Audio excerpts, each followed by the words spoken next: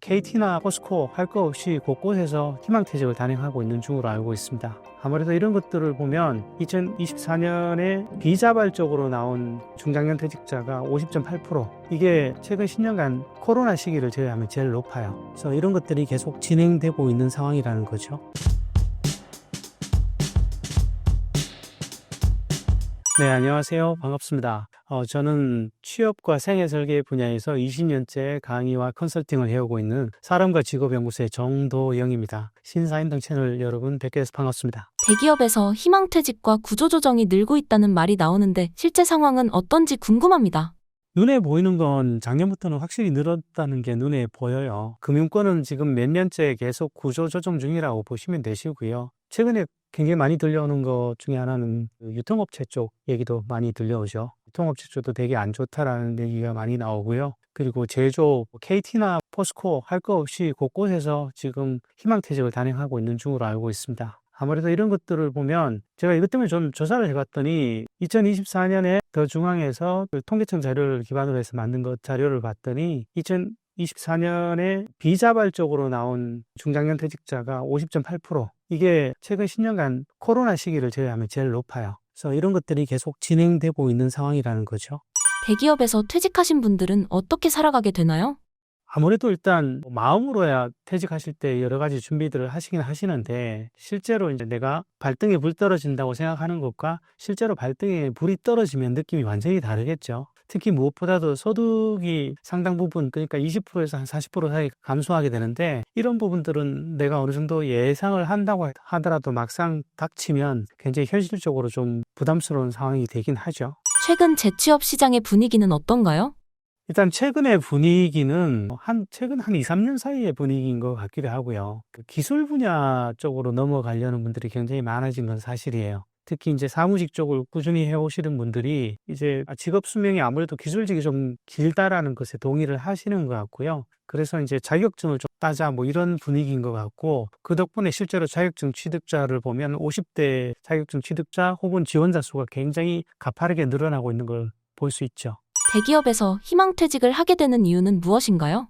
대한민국 50대들은 너무 지쳐 있어요. 사실은 아무것도 하지 않아도 너무 지쳐 있는 상황인지라, 예를 들어 내가 퇴직까지 한 5년 남았는데 한 3년쯤 퇴직 위로금을 주고 지금부터 희망퇴직을 할 수 있다라면 아무래도 돈으로도 어느 정도 보전이 되고요. 또 한편으로는 조금이라도 더 이른 나이에 나가서 새로운 도전을 하고 싶다는 생각도 좀 있는 것 같아요. 그러니까 더 늦어지면 사실상 정년 어림에 나왔을 때는 선택지가 너무 제한적이라는 생각들을 하시는 거죠. 일정 부분 동의되는 부분이 있는데, 문제는 그럼에도 불구하고 사실 나올 때 충분한 준비를 하고 나오느냐라면 이건 좀 고민이 남아요. 대부분 돈에 관한 준비는 신경을 쓰시는 것 같은데, 나가서 어떤 일을 어떻게 할지에 대한 그 행보에 대해서는 아주 충분한 준비가 갖춰진 채로 나온다라고 보기는 좀 어려운 것 같아요. 일단 제일 중요한 거는 나가서 뭘 할 것인가에 대한 욕구가 분명해야 되는데, 나가면 기존에 하던 일과 관련돼서 뭔가 할 수 있겠지? 뭐 이런 정도의 생각에 가까워요. 근데 최근에 특히 이제 기술직 쪽보다 사무직 쪽에 있는 쪽 혹은 영업직 이런 쪽들이 조금 더 어려움을 겪게 되는 것이 현실이죠. 영업직이야 그나마 성과라도 분명히 내줄 수 있다라면 일자리를 좀 찾을 수 있겠지만, 사무직 같은 경우는 그런 부분도 쉽지 않거든요. 더더군다나 그런 관리 포지션 자체가 많이 줄어드는 상황이라서 아무런 대책 없이 나왔을 때 겪는 일자리를 찾을 때 어려움이 본인들이 예상한 것보다는 조금 더 어려운 경우들이 많아요.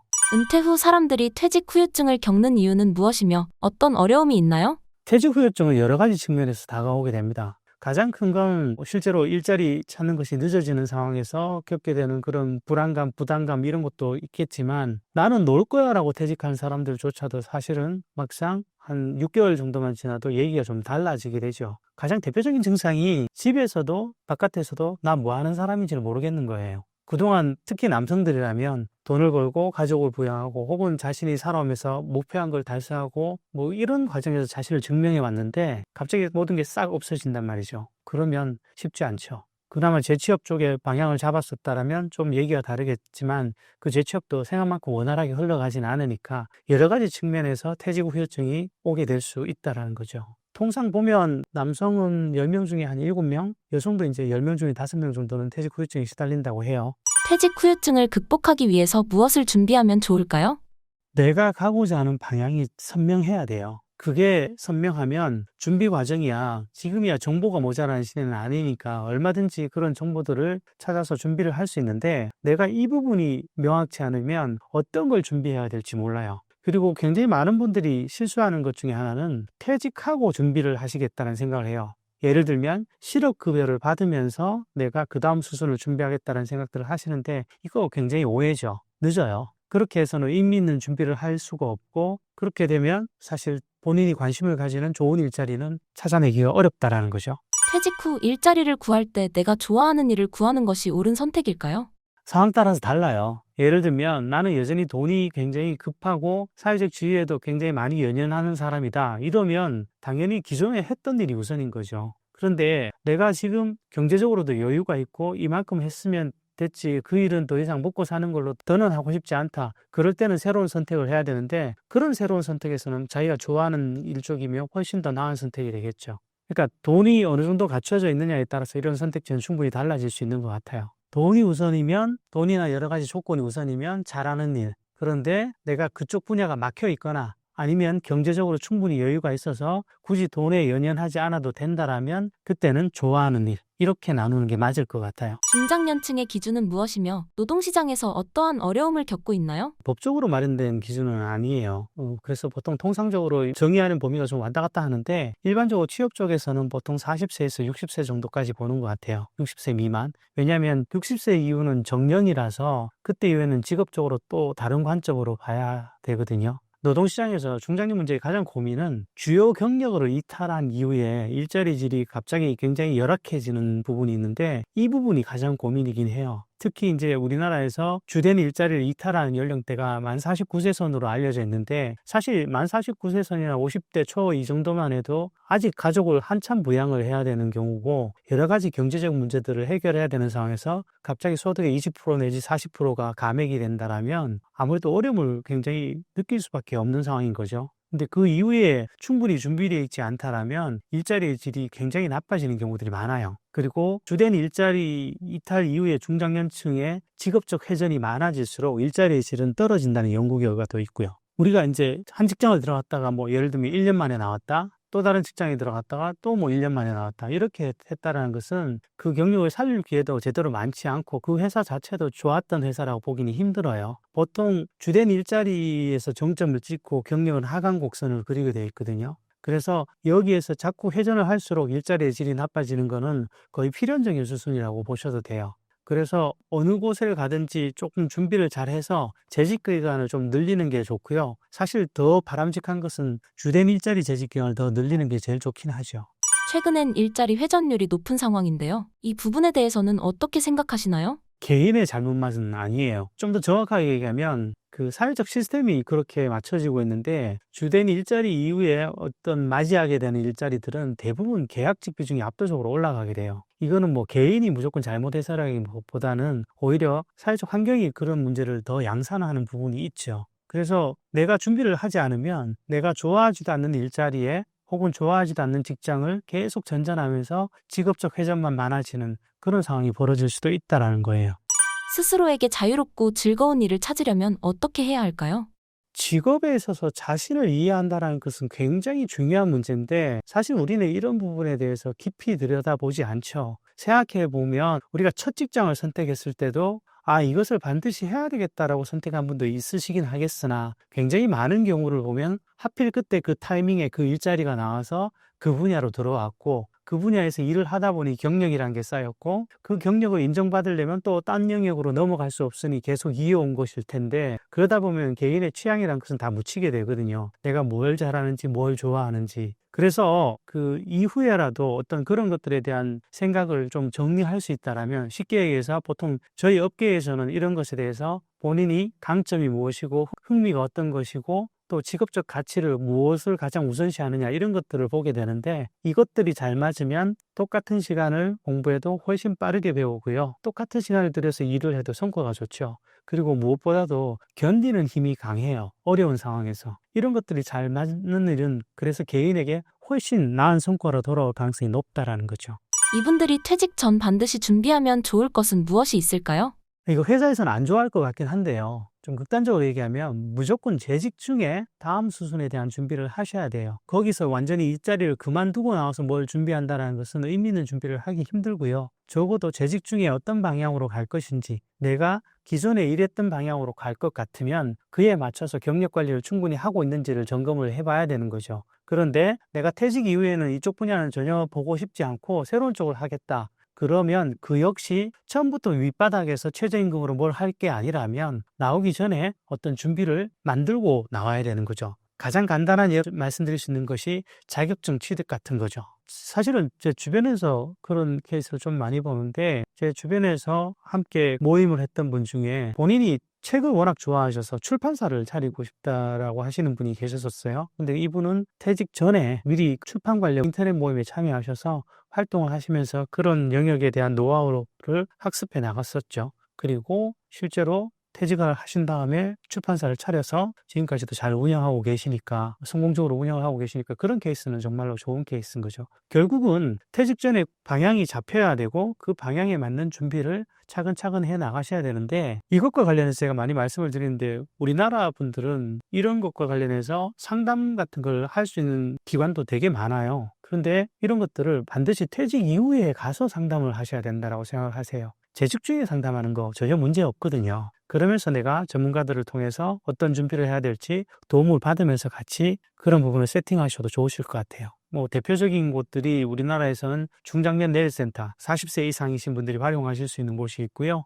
그 외에도 가까운 지역 일자리 센터 같은 곳들도 있고, 여성분들이시면 여성 새로 일하기 센터 같은 곳도 있고, 그래서 굉장히 다양한 곳에서 활용을 할 수 있거든요. 예를 들면 저 역시도 그런 곳에서 지금 의뢰를 받아서 여성 경력 개발 상담을 진행하기도 해서 본인이 원하신다면 그런 기회들은 얼마든지 만드실 수 있어요. 퇴직 후 유튜브를 희망하시는 분들이 많은데 이에 대해서 어떻게 생각하시나요? 하실 수 있죠. 하실 수 있는데 저 역시 최근에 유튜브를 시작했지만 그런 생각을 좀 해요. 유튜브를 잘할 분들은 기질적으로 좀 보인다 싶기도 해요. 본인이 직접 출연해서 뭘 하실 거면 본인이 이야기하는 것이 스스로 굉장히 재밌어야 된다라는 생각을 좀 할 때가 있어요. 그런 부분들이 있어야 되고, 또 그것과 함께 본인이 꾸준하게 얘기할 수 있는 콘텐츠 같은 게 있어야 되는데, 이런 것들을 어떻게 맞출 건지는 좀 고민을 충분히 해봐야 되는 사안이죠. 유튜브를 하는 것은 전혀 어려운 일이 아니죠. 창업하고 똑같아서 실제로 시작하신 건 전혀 어려운 일이 아닌데, 문제는 살아남는 게 가장 관건이라는 거죠.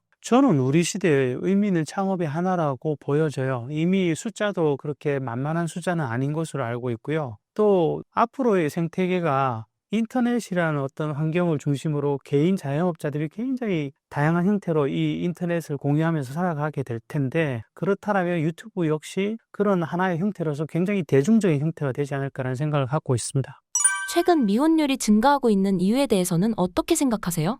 대표적으로 떠오르는 건 한 두 가지인 것 같아요. 첫 번째는 일단 기본적으로 생각들 자체가 변한 것 같아요. 결혼은 반드시 해야 되는 것, 이런 생각들을 하시지는 않는 것 같고요. 특히 아직도 남아있는 그 기존의 성 역할에 대해서 젊은 남녀가 다 양쪽에서 어느 정도 부담을 느끼는 것 같기도 해요. 그리고 무엇보다도 지금처럼 돈이 중요해지는 사회에서는 저도 결혼을 하고 아이를 키웠지만 그런 생각이 들 때가 있었어요. 자식을 키우는 것처럼 비경제적인 활동이 또 있을까? 그런 생각을 했던 적이 있는데, 그런 측면에서 사람들은 결혼을 반드시 해야 된다고 생각하지는 않는 것 같아요. 일본의 예를 보면 제가 알기로 일본의 도쿄에서 생활하는 남녀의 생애 미혼율이 32%, 24% 정도 되는 것으로 알고 있어요. 우리나라는 10% 정도 낮은 것으로 알고 있는데, 서울을 기준으로 하면 도쿄에 비해서 한 10% 정도 낮지 않을까? 그런 추측은 가능할 것 같습니다. 이거 인류의 일종의 발전 방향이 그런 쪽이 아닐까 싶어요. 예전처럼 많이 낳고 많이 키우는 그런 시대는 분명히 아닌 것 같고요. 어느 정도의 사회적 환경, 여러 가지 기반이 개선이 되면 약간의 반동 정도는 있을 수 있겠지만, 인구는 전체적으로 주는 방향으로 가게 되지 않을까요? 많은 분들이 노후에 어려움을 겪는 이유가 무엇인가요?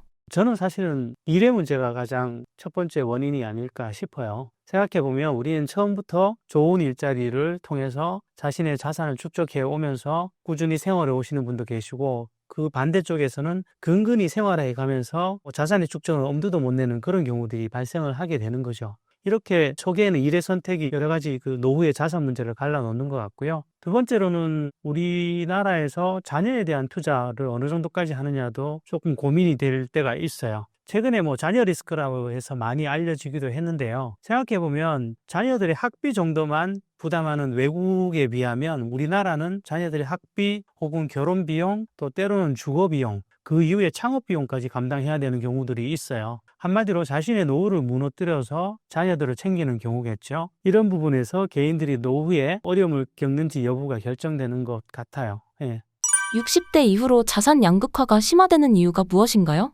아까 말씀드린 것처럼 처음부터 그렇게 자산을 잘 축적해 가면서 잘 만들어 온 사람들은 어려운 시기를 견뎌낼 힘이 있어요. 예를 들면 우리가 어려웠던 시절을 떠올려 보면 대표적인 게 IMF, 그리고 금융위기, 그리고 코로나 이런 시기들이 있었는데요. 그 시기들에서 내가 안정적인 직장을 갖고 있다는 건 굉장히 큰 울타리가 되죠. 그때 어려움을 잘 견뎌가면서 자산을 축적한 사람들은 오히려 위기의 상황에서 기회를 잡고 자산을 불릴 수 있었던 데 비해서 내가 근근히 살아오던 사람들은 그런 위기 상황에서 본인이 갖고 있던 일자리마저 잃게 될 가능성이 컸던 거죠. 그런 위기의 상황들이 여러 번 오는 과정에서 결국 제일 먼저 다치는 것은 이런 주변 환경이 튼튼하지 못한 취약계층이 제일 먼저 다치게 되는 거죠. 그러면서 나이가 들면서 그런 경험들이 누적되면 거기서 이제 자산 교차는 굉장히 벌어지게 되는 거죠.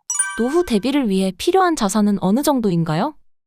제 기준에서는 정해놓은 게 있는데 들으면 너무 적어서 놀라실 거예요. 근데 제가 바깥에서 물어보면 사람들이 가장 많이 얘기하시는 건 10억 선이에요. 지금 말씀드리는 자산은 부동산 자산을 포함한 겁니다. 근데 이것조차도 굉장히 적다고 생각하실 분들이 있으실지 모르겠는데 사실 이 10억이 기준이면 우리나라에서 상위 10% 정도라고 보셔도 돼요. 그러면 나머지들은 어떻게 해야 되는 거죠? 모든 사람이 10억을 희망하고 10억이 안 되면 나머지는 사는 거 어렵다라고 가정을 하면 진짜 대한민국의 한 8, 90%는 손잡고 한강을 가야 되는 문제가 벌어지는 거죠. 그래서 최근에 노후 자금과 관련해서는 예전에는 예를 들어 노후를 대비하기 위해서 60세에 은퇴하고 한 85세에 죽는다고 가정을 하면 한 10억 정도는 있어야 돼요. 이런 얘기가 나왔었다라면 최근에는 노후의 특정 시점에 우리가 얼마를 필요로 하고 그때 얼마의 소득을 만들어낼 수 있느냐라는 관점으로 변했어요. 이게 설득력이 있죠. 이렇게 되면 보통 사람들도 만들어낼 수 있으니까요. 2022년에 우리나라 상위 30% 정도의 50대 평균 자산을 보면 6억 1천만 원 정도로 나와요. 저는 그 정도면 노후는 충분하다라고 생각을 해요. 부동산 자산과 금융자산을 포함한 개념인데 물론 이거를 더 많은 것이 좋다, 다다익선이다라고 얘기를 하면 한도 끝도 없는 얘기죠. 근데 이렇게 하면 모든 사람들이 돈 문제에서 끝끝내 헤어나지를 못해요. 그래서 저는 노후 준비에 관해서는 자기 기준이 필요하다는 생각을 합니다. 어떤 이들은 노후에 큰 돈 벌지 않아도 예를 들어 생활비 기준으로 보면 노후에 200만 원만 있어도 사는데 아무 지장 없고 재밌게 잘 산다는 분도 있으셨고요. 노후에 500은 있어야지 그런 돈들로 무슨 생활을 하냐라고 걱정하시는 분들도 있었죠. 그래서 그건 각자 생활 환경과 본인이 살아온 습관, 그리고 돈을 대한 태도 이런 것들에 딸린 문제 같아요. 중요한 것은 나는 어느 정도가 필요한가에 대한 자기 기준이 좀 확립돼야 되는 것 같아요. 노후 자금 준비를 위해서 해야 할 것들을 자세히 말씀해 주신다면요? 생애 설계 영역에서는 노후 자금 준비와 관련해서 세 가지를 제일 중점적으로 다뤄요. 첫 번째가 소득 기준으로 할 때 연금소득, 그리고 근로소득, 투자소득이죠. 연금소득이야 대부분 축은 국민연금으로 둘 것인데 그 외에도 퇴직연금, 개인연금, 주택연금까지 본인의 상황을 감안해서 만들어내시면 되시는 것이고요. 근로소득은 대체로 내가 언제까지 일할 것인가는 스스로 결정을 해 두셔야 돼요. 내가 만약에 70대에도 돈이 좀 필요하다. 근데 연금만으로는 생활이 어렵다고 하면 당연히 근로소득으로 이런 부분을 보충을 해야 되는 것이고요. 그에 비해서 투자소득은 저는 사람마다 판단을 내려야 된다고 생각합니다. 예를 들면 투자를 잘 모르시는 분이 무조건 투자소득을 얻어야 된다고 해서 무리하게 자신의 돈을 투자하는 것은 저는 반대입니다. 기본적으로 내가 잘 모르면 투자소득은 건너뛰셔도 돼요. 연금과 근로소득만으로도 해도 되는데 만약에 투자소득을 굳이 하실 거라면 나름대로 충분히 공부를 하고 상식적인 선에서 접근을 하셨으면 좋겠어요. 어쨌거나 우리의 노후를 보면 사실 노후의 경제적 수준을 가장 크게 좌우하는 것 중에 하나는 노후에는 이 자산에 기반한 투자인 것 같거든요. 그래서 이 부분은 충분히 고민을 하시고 공부를 하신 다음에 접근을 하시는 게 맞지 않나 싶은 생각을 갖고 있습니다. AI 시대의 인간은 어떻게 대체되지 않으며 직업을 구할 수 있을까요? 참 고민스럽죠. 저도 AI 최근에 열심히 좀 파고 있는데 볼 때마다 깜짝깜짝 놀랍니다. 그런데 이거 피할 수 있을까요? 쉽지는 않은 것 같은데 중요한 건 이거라고 생각을 합니다. 많은 사람들이 AI를 얘기하면 내가 당장 일자리를 잃지 않을까라는 걱정을 하세요. 일자리를 잃을 수는 있는데 약간 대상에 대한 구분은 좀 필요하신 것 같아요. 무슨 얘기냐면 AI가 내 일자리를 바로 뺏지는 않을 거예요. 그 얘기는 AI를 잘 쓰는 사람이 내 일자리를 뺏을 가능성이 높다라는 것이고, 제가 보기에 한 20, 30년 정도는 기술의 발전이 어떻게 될지는 저도 정확하게 모르겠습니다만 적어도 20, 30년 정도는 AI와 함께 일하는 시기가 될 것 같아요. 그래서 우리가 이런 것들을 내가 어떻게 일에 응용해 가면서 좀 더 나를 효율적으로 발전시켜 나갈 것인지에 대한 고민은 일하는 사람이 굉장히 필수적인 고민이 된 것 같습니다. AI에 대체되지 않을 직업은 뭐라고 생각하세요? 일단 예전에 우리가 얘기했던 창의적인 직업은 이제 쉽지 않은 것 같아요. 오히려 AI가 더 창의적인 결과물을 내줄 때가 많죠. 그런데 제가 확실하게 얘기할 수 있는 부분은 두 분야인 것 같아요. 사람을 다루는 일, 특히 사람의 마음을 다루는 일과 관련된 것들은 가장 늦게 아마 AI가 대체하지 않을까 싶어요. 그리고 우리 주변의 생활과 관련된 기술들, 소위 패턴화하기 힘든 기술들을 가진 경우에는 아무래도 AI의 영향을 상대적으로 덜 받게 되지 않을까라는 기대를 하고 있습니다. 그런 것들로 우리가 얘기할 수 있는 것이 우리 주변의 타일공이라든지, 그죠, 도배장판, 이런 것들이 하나의 예시가 될 것 같아요. 최근에 많은 사람들이 자금이나 노후의 삶의 압박을 받는 이유는 무엇일까요? 가질 수밖에 없죠. 사실 저도 이런 영상을 찍고 있지만 최근에 사람들을 더 불안하게 만드는 것은 미디어인 것 같아요. 미디어에서는 노후에는 최소 이만큼은 있어야 돼요. 노후엔 적어도 300 이상은 갖고 생활을 해야 돼요. 월 300 이상은 쓸 수 있어야 돼요. 이런 얘기들을 하는데 생각해보면 우리나라에서 현재도 은퇴 전에도 월 300을 채 못 보는 사람도 꽤 많다라는 거죠. 그런 사람들에게는 노후 준비라는 것이 굉장히 요원한 얘기일 수밖에 없고, 날이면 날마다 보이는 방송에서 불안감은 증폭될 수밖에 없어요. 그런데 제가 보기에 우리는 어떤 식으로든 살아는네요. 물론 얼마나 잘 사느냐의 문제는 있지만 꼭 월 소득 300이 없어도 못 사는 건 아니라는 거죠. 그랬을 때 나는 어느 정도면 살 수 있고, 그러기 위해서는 나는 내가 최소한으로 필요로 하는 그 금액을 위해서 어떤 준비를 해야 되는가라는 나만의 방식, 기준, 이런 것들이 굉장히 중요한 것 같아요. 만약 그걸 갖고 있지 않으면 우리는 평생 동안 불안에 시달리는 삶을 살 수밖에 없다라는 거죠. 흔히 정년퇴직 후 하는 착각은 어떤 게 있을까요? 일단은요, 질문들이, 세상에서 얘기하는 그 질문들이 좀 문제가 있어요. 노후에 안정적으로 생계를 유지할 수 있는 자격증, 이런 게 어디 있어요? 이렇게 얘기하면 저는 의사, 변호사 이렇게 얘기해야 되는데 그렇게 얘기했다가 욕 바가지로 먹을 것이고요. 노후에 그래도 생계 유지에 도움이 될 수 있는 이런 것들이 돼야 되는데, 그렇게 따지면 지금 한 6개 분야 정도 분야로 나눴어요. 분야로. 노후 생계 유지를 위해 자격증을 준비할 때 어떤 점들을 고려하면 좋을까요? 제가 강의 때나 상담 때도 많이 말씀을 드리는 내용인데요. 예를 들면 우리나라 분들은 사실 구체적으로 들어가면 그렇지 않다라는 건 아시는데, 돈 문제 준비되면 노후 준비 끝나는 줄 아세요. 굉장히 큰 영역이긴 하지만 돈이 있다고 노후 문제가 다 깨끗하게 풀리는 건 아니거든요. 예를 들면 돈이 있는 사람도 일을 해야 되고요. 혹은 일이 아니더라도 60대 이후에는 일이 아니더라도 뭔가 생활의 축을 잡아줄 어떤 것들은 필요하다라는 거죠.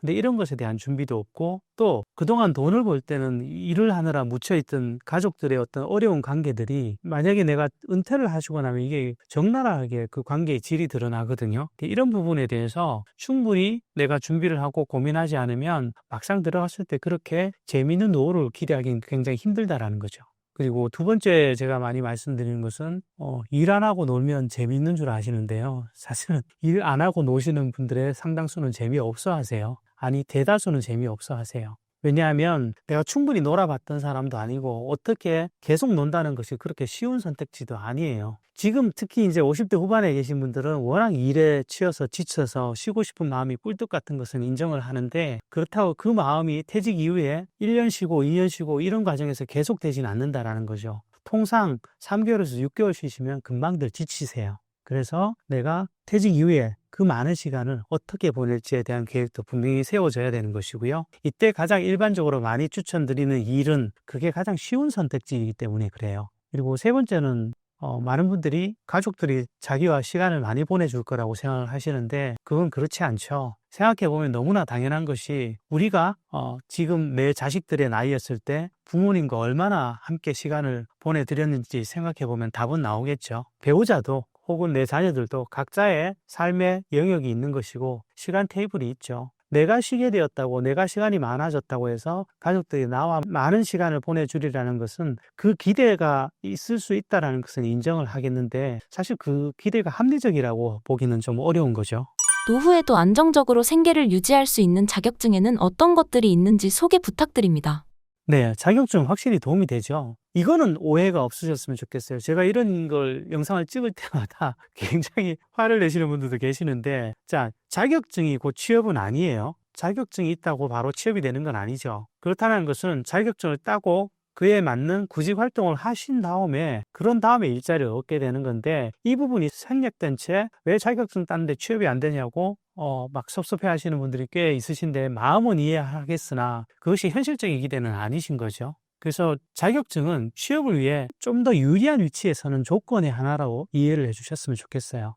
몇 가지 방향을 생각을 해봤는데요. 제가 이 방향을 생각하면서 말씀도 드리기 전에 주변에서 욕하는 소리가 들려오는 것 같기도 한데 일단은 상대적으로 취득이 어렵지 않고 그러면서도 일자리가 꽤 많은 자격증 그런 것을 기준으로 했다라고 여겨주시면 되실 것 같고요. 첫 번째는 운전 관련 쪽이에요. 대표적으로 택시나 버스 같은 것도 있을 것이고요. 경우에 따라서는 장비 운전 같은 것들도 여기 포함되겠네요. 대표적으로 지게차 같은 것들이겠죠. 이런 쪽은 중장년에 대해서 일자리가 좀 더 열려있는 쪽이긴 해요. 아시다시피 우리나라에서 버스 운전 같은 경우는 서울 시내 버스 운전 같은 경우는 버스 기사님들의 평균 연령대가 50대 후반인 것으로 알고 있어요. 그만큼 나이 드신 분들이 많이 들어가는 영역인데요. 그러다 보니까 이쪽은 일자리가 좀 열려 있는데 대부분 이쪽에 대해서 좀 부담감을 느끼실 수는 있어요. 왜냐하면 예를 들어 버스 운전 같은 걸 한다고 할 때 내가 잘못하면 사고가 나지 않겠느냐 이런 부분에 대한 두려움은 있으실 수 있다라는 거죠. 그렇지만 그에 비해서 일자리가 확실히 많은 것은 사실이니까요. 두 번째는 돌봄 계열 쪽입니다. 특히 이쪽은 여성분들이 굉장히 많이 들어가시죠. 대표적인 자격증은 사회복지사나 요양보호사 같은 것이 될 것이고요. 여기에 대해서도 이론의 여지가 분분한 것은 알고 있습니다. 예를 들면 너무 급여가 낮지 않느냐, 나는 그런 일은 못한다, 그러실 수도 있을 것인데 어찌됐든 단일 자격증으로 일자리가 가장 많이 나오는 영역 중에 하나가 요양보호사고요. 사회복지사 역시 50대 중후반까지도 진입이 가능한 경우를 꽤 많이 봤었기에 추천드릴 수 있는 자격증이라고 생각을 합니다. 그 다음에 이제 세 번째로 말씀드릴 수 있는 게 기술 계열 쪽인데요. 우리가 흔히 알고 있는 전기, 소방, 기계 설비 이런 쪽들이겠죠. 최근 분위기는 특히 이제 전기 관련 자격증을 선호하시는 경향이 좀 뚜렷한 것 같아요. 실제로 예전에 일자리가 많은 자격증, 일자리가 많이 나오는 자격증 탑10을 뽑았던 적이 있는데 그중에 전기기능사, 전기산업기사, 전기기사가 모두 탑10에 같이 들었던 것을 본 적이 있습니다. 그만큼 일자리가 많은 영역이긴 합니다. 단 이것도 좀 내부적으로 분류가 있죠. 전기공사 쪽도 있고 전기시설관리 쪽도 있는데 상대적으로 젊은 사람들이 공사 쪽으로 가시는 반면에 나이가 있으신 분들은 시설관리 쪽으로 빠지는 경우가 많다라는 거 좀 기억해 주시면 좋으실 것 같고요. 그 다음은 건축이나 인테리어 관련 쪽입니다. 우리가 흔히 일종의 생활기술이라고 해야 될까요? 대표적인 것이 도배장판, 타일공 또는 방충망 이런 경우들이 있죠. 이런 것들은 우리 주변에서 흔히 쓰이는 기술이고 또 그것들이 어느 정도 수요는 받쳐주는 것으로 알고 있습니다. 다만 이런 것들 역시 내가 체질에 좀 맞아야 접근성이 가능한 것이라서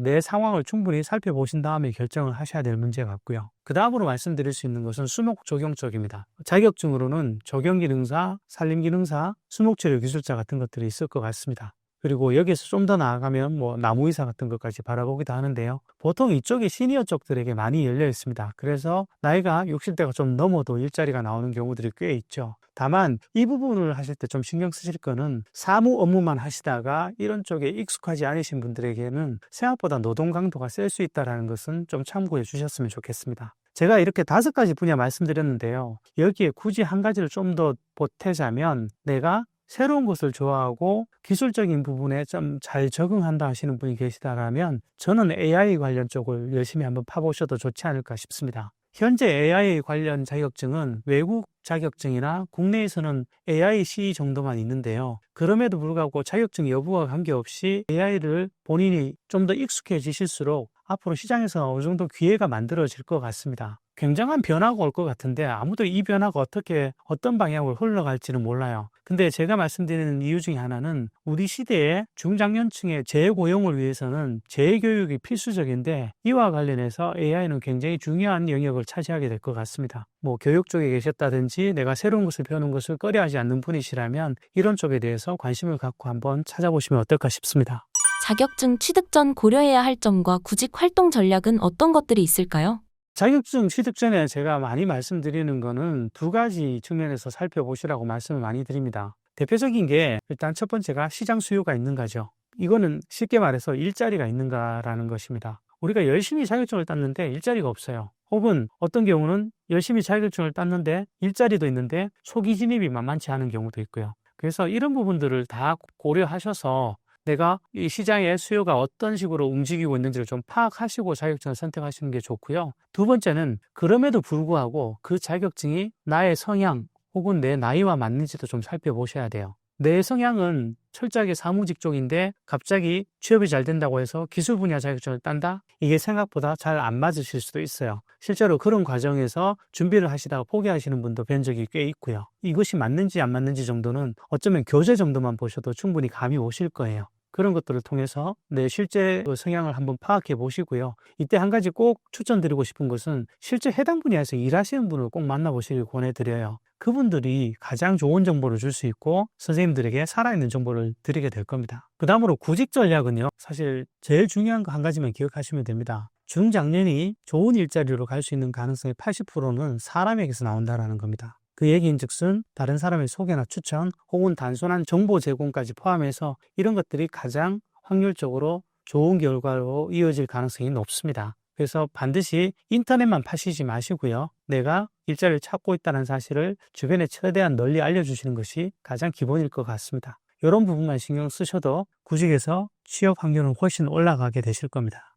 기존에 가지고 있던 직업과 준비하는 자격증의 특성이 맞지 않다면 어렵지 않을까요? 네, 당연히 어려움을 겪으실 수 있죠. 그런데 내가 기존의 경력을 포기하고 다른 일을 선택하시는 것은 직업 분야에서는 사실 일반적으로 권하는 선택지는 아닙니다. 자신의 경력을 포기한다는 것은 개인에게 있어서 마지막 선택지에 가까우니까요. 이런 경우는 아마도 길이 완전히 막혔다라고 더 이상의 어떤 진로가 막혔다라고 느껴지시거나 그동안 충분히 열심히 일해 왔기 때문에 새로운 진로를 찾고 싶다라는 그 두 가지 경우이실 텐데요. 그런 경우라면 당연히 새로운 선택을 하실 수 있습니다. 이때 해당 분야의 자격증을 미리 취득하시는 것은 그 새로운 영역으로 들어가실 때 훨씬 나은 조건에서 접근하실 수 있는 좋은 선택이 되는 거고요. 이럴 때는 아마 특성 같은 것들을 많이 고려해 보셔야 될 겁니다.